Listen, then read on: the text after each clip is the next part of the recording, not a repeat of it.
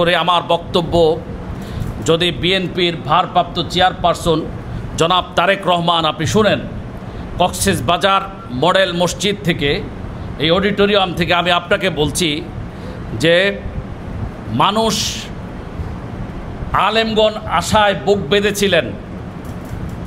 মসজিদ থেকে রাতের অন্ধকারে নিরীহ ইমামদেরকে ধরে নিয়ে যাওয়া হতো। 1 মাস পর 2 মাস পর পার্বত্য খাগড়াছড়ি, রাঙ্গামাটি কিংবা বান্দরবানের গহীন জঙ্গল থেকে তাকে মিডিয়ার সামনে উপস্থাপন করা হতো যে এই লোক জঙ্গি ট্রেনিং দিচ্ছিল, আমরা তাকে ধরছি। অথচ ইমামগুলো ছিল নিরীহ।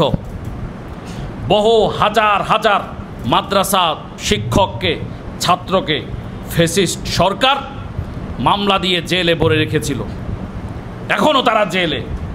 এত জুলুম অত্যাচারের পর জুলাই বিপ্লবের যখন সূচনা হলো, ওলামায়ে কেরাম আশায় বুক বেঁধেছিলেন আর বুঝি আমাদের উপর নির্যাতন চলবে না, এবার বুঝি আমাদের উপর আর কোনো অত্যাচার নির্যাতন হবে না, মিথ্যা মামলা দিয়ে আমাদেরকে কাবু করা হবে না, অন্যায়ভাবে মসজিদ থেকে বের করে দেয়া হবে না, আমাদেরকে মাদ্রাসাগুলো আমাদের দখল করা হবে না।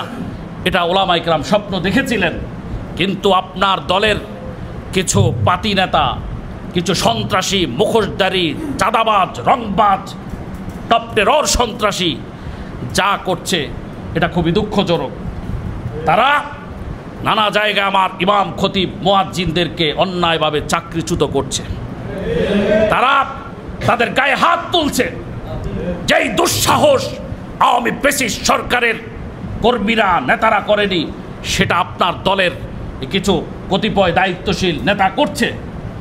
আমরা দেখেছি, আমরা গত 10 বছর কাজ করি, আইন প্রশাসন সাপোর্ট নিয়ে আমরা লক্ষ্য করেছিলাম, আমরা যখন থানায় যেতাম বিগত সরকারের আমলে, সেখানে পুলিশ থাকতেন আর বাদী আর আমরা থাকতাম। ফয়সালা হতো সুন্দরভাবে, পুলিশ বা প্রশাসন আমাদেরকে ফয়সালা করে দিতেন।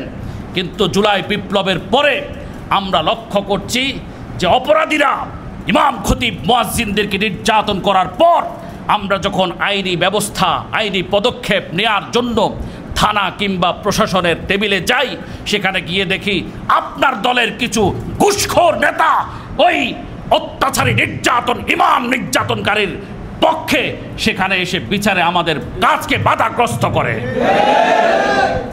এভাবে যদি চলতে থাকে তাহলে আপনাকে মনে রাখতে হবে 15 বছরের দুর্দণ্ড প্রতাপশালী শেখ হাসিনা সরকারের কিন্তু পতন হয়েছে, খুব বাজেভাবে হয়েছে, খুবই বাজেভাবে হয়েছে। আপনাকে মনে রাখতে হবে যে বাংলাদেশের ওই বিগত সরকার পতনের সবচেয়ে বড় আন্দোলনটি হয়েছিল যাত্রাবাড়িতে, ঢাকার যাত্রাবাড়িতে।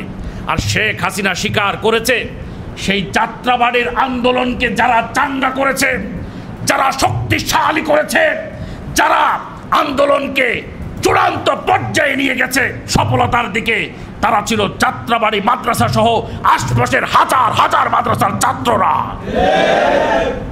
সেই ছাত্ররা যদি যাত্রাবাড়ি ব্লকেট না করতেন তাহলে কিন্তু সরকার পতনের স্বপ্ন কেউ দেখতে পেতেন না। সেই যাত্রাবাড়িতে মাদ্রাসার ছাত্ররা রক্ত জড়িয়েছে। আপনারা দেখেছেন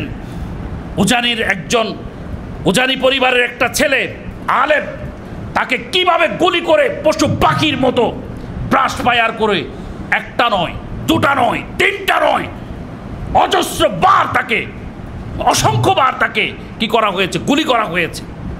সে গুলিতে একটু গিয়ে পড়ে যায়, আবার গুলি করে, আবার একটু গিয়ে পড়ে যায় যাত্রাবাড়িতে ফ্লাইওভারের পাশে, আবার পড়ে যায়, আবার গুলি করে, আবার পড়ে যায়, আবার গুলি করে, আবার পড়ে যায়। শেষ পর্যন্ত আর সে সামনে যাইতে পারে নাই, সেখানেই সেই শহীদ হয়ে গেছে। তা আমি বিএনপি সহ আরও যারা রাজনৈতিক দলের নেতারা আছেন, নীতি নির্ধারকরা আছেন, আপনাদের কাছে বলতে চাই বিনয়ের সাথে, আপনারা তৃণমূল পর্যায়ে আপনাদের এই সমস্ত মাস্তানদেরকে, এই সমস্ত দলীয় সন্ত্রাসীদেরকে আপনারা প্রতিহত করেন।